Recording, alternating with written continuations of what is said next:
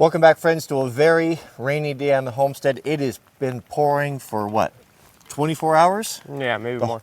The whole field's flooded, but we need the trailer because we've got to go get some more logs. We got to get these logs off. So Jack and I are going to attempt that today. Yep. So, let me show you something that's a little troubling.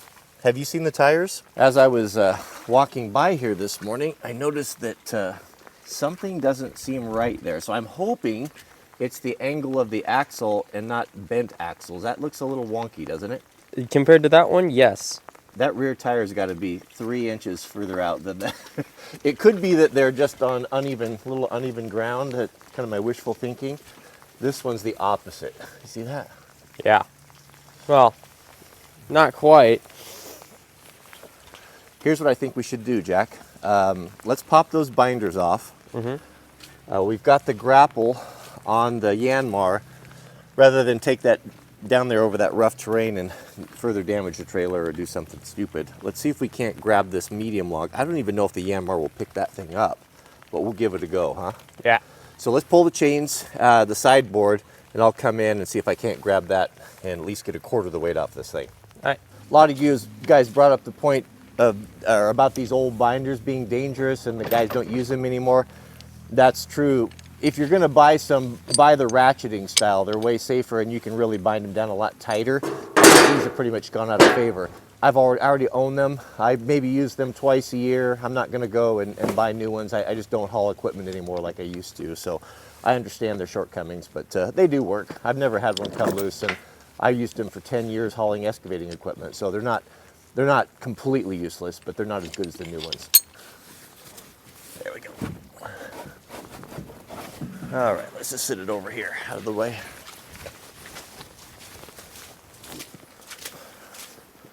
This used to be my whole life, every winter, in rain gear, working out in the rain and the mud. Oh, doing what? Excavating. Oh.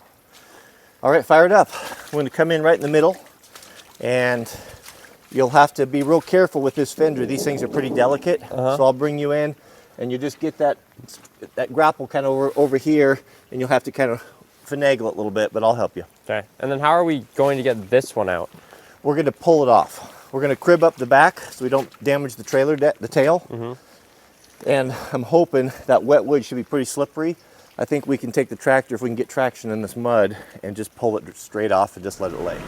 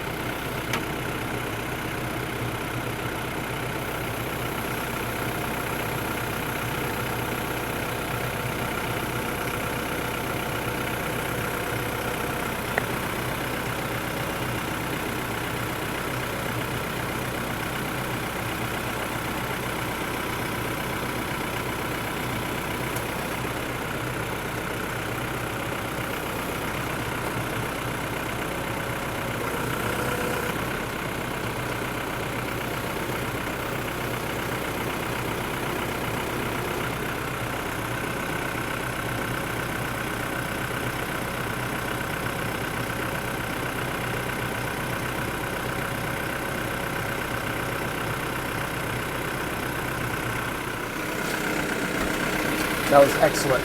Good job. Very, very subtle, and you worked really safe. Now with the grapple, you see how I brought you down and you pinched it and lifted it up? Now, that's fine, but that's relying upon the hydraulics. There's a lot of pressure on the machine. This is kind of designed so you can do that, but the moment you can clear it, if you can rotate it all the way back, now rather than relying upon the pinching power of the hydraulics, you've got it cradled and you're carrying it like this. Imagine trying to hold something like this versus holding something like this. You know, Yeah. much different. So that's why I had you roll it that way. So now, more important than ever, remember I talked about the center of gravity. This thing is exceedingly heavy, right? Heavier Yep. than anything you've ever picked up before. Once you clear that fender, you get that thing right down on the ground, not so low that you're bumping on the ground, but that way, if it does tip, it'll just hit the log and you won't go over. There's a lot of strain on this front end loader with this thing, so you want to go very slow. And if you start feeling this rocking back and forth, that really puts a ton of pressure on that front end loader. So just stop, let it settle down, and just a nice walking speed. It's better to go slow and not break something than to try to go too fast, end up costing yourself more work. Go ahead and take it all the way down. Now remember what I told you about turning on the grass in this wet sod? Yeah. Back straight out till you hit the asphalt and try not to turn on the grass and it won't tear it up near as bad. Okay.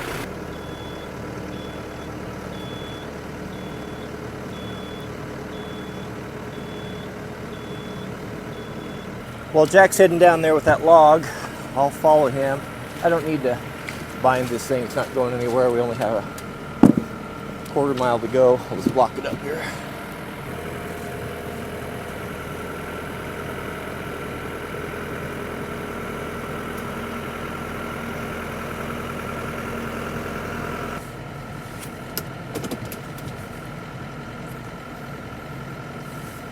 Hope I don't get stuck here.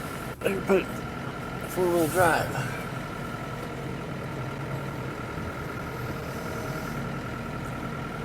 A lot of folks were asking about the old farm truck. It's what it is. It's a 2000 and that thing is heavy. It's a 2001 Ford F250 4x4 with a V10. Well, I'm spinning pretty bad here.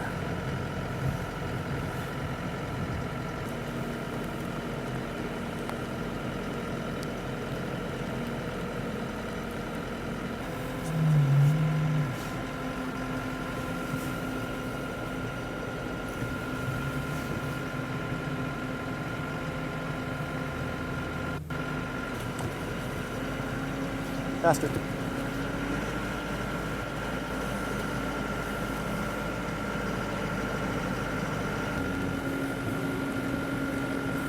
Grab your chains and bring them over here. Okay. I'll show you how to Grab do the ones this. from the back.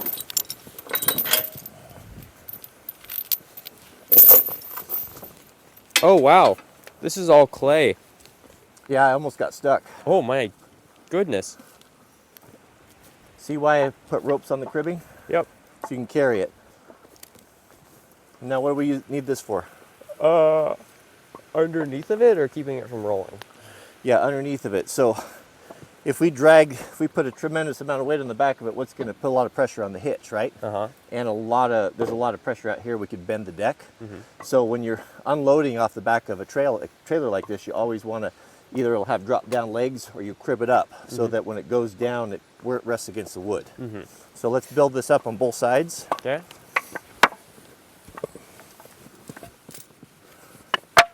Okay, it doesn't have to be tight. That's fine. Once we get some weight on there, it'll just go down there and push on it, right? All right, get everything clear, all the blocks you don't need, and then I'll show you how to rig this. All right. Okay, for the rigging, we got it pretty easy because we've got a couple feet sticking out the back, right? And get a chain around it. Now, if this were not sticking out, how could you get a chain underneath this thing without picking it up? Probably have to roll it. That's right. So what you'd do, you'd have a PV or a bar or something, you'd roll it to one side, lay your chain down, roll it back over top of it, then you can hook it. But not a problem here. Now a choker from a cable is best for this because you only have to wrap it once and it pulls itself tight. If you're using chain to pull this stuff, it slips a little bit. So you always want to do a double wrap. If you do a double wrap, if you have the length, that's the best. If you don't have the length, you know, then you do what you have to do. See, I don't think we're gonna have enough with this one. Is this our longest chain? Yeah, those are 2 longest. Are they the same? I think so. Yeah, they're the same. Okay, this has got enough heavy bark on it. I think we'll be okay. But if you can, do a double wrap around, and then that will be good. Now, when you're hooking your chokers, you can sometimes control the roll of something.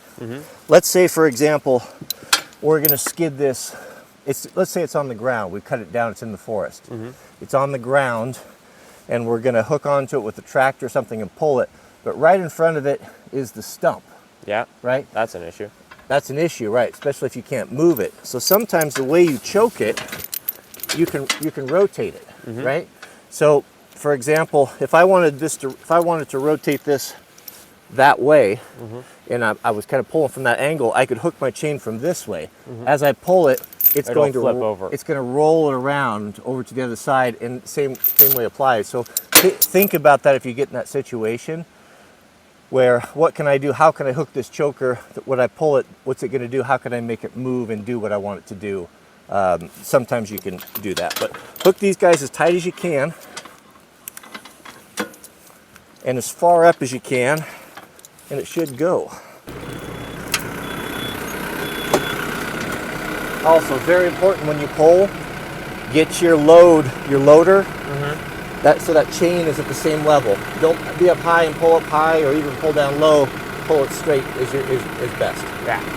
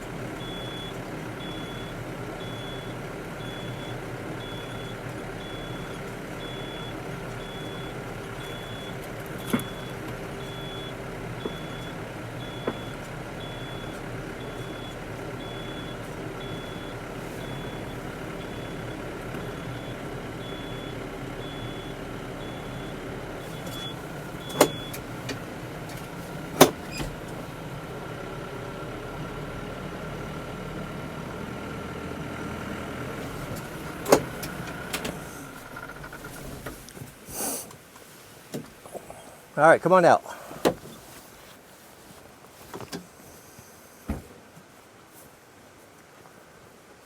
So now you got a problem. How do you solve that? Your big log's going to dig into the ground, and you're not going to have enough power to pull it out.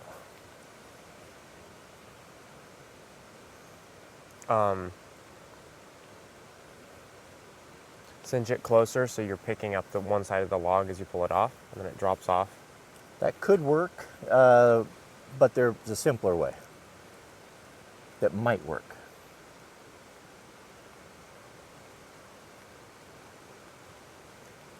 Get 15 Viking berserkers and have them lift the log off using their massive strength. What if you got in that truck And drove? and hammered it and drove out from underneath of it? Go. Nice.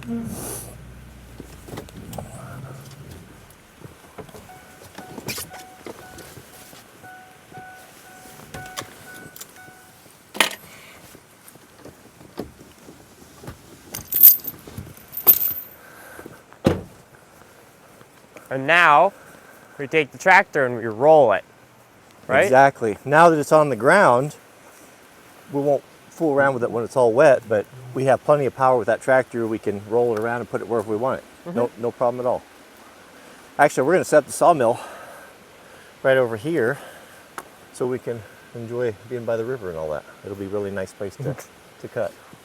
The endless sound of The endless sound of No, that's why you leave the chain rigged. So now that you have the tractor, just unhook it and back up. You'll pull it right up from underneath there. Okay. Boy, that river is really getting after it. With that freezing level being up so high, all that snow melting off the mountain, the water is real dark and brown, and it's probably double the water that typically runs through here. So folks were asking if there's any risk of the tent getting flooded. I don't think so. I've talked to guys that have lived here for their whole life, and they said that this doesn't flood up above its banks. This is probably about as high as it'll get, but I guess anything's possible, but I don't think we're at any risk today. The tent's a good 5 feet above the water level now. Well, friends, that's about all the time we have for today. It's still early. It's only 12 o'clock. Jack and I we have a pretty big project today. We're going to be heading back into the shop and putting a Recluse clutch on his snow bike. So I don't know if I'll video that. We'll see how it goes. Maybe let me know if you have any interest in that. Usually that motorcycle stuff it's not very popular with people, but let me know in the comments on this video. Regarding yesterday's message of hope, I was really appreciate all the comments and all of the support. I really appreciate all of the prayers of you guys for our family and for our country. It means a lot to me. I answered Mrs. W and I both answered a lot of questions and comments, and one thing that was really coming through was there's a lot of folks, even folks that are people of the book, have a lot of fear and anxiety and concern about our future and the future of our country and what's going to be in store for our family and such. And I just want to leave you with a message of encouragement. You know, the good book God tells us, you know what? Don't worry about tomorrow. You don't have any control over it. There's nothing you can really do about it. You've got enough to worry about with the troubles of the day. And, you know, that really helps me. Sometimes you can worry and stew about things that are completely out of your control, and there's just no point of it. You know, God has given us promises, right? He's told us that He knows what we have need of before we even ask, and that is enough for us to focus on. Our only concern should be what we need to do to get through the day. We should be praying for patience with our friends and our family. I mean, I have a hard enough time getting through the day without doing something that I regret, let alone trying to forecast a week or a year out. It's just not something that I can do. So if you find yourself full of anxiety and concern and worry, just know that it's just not necessary.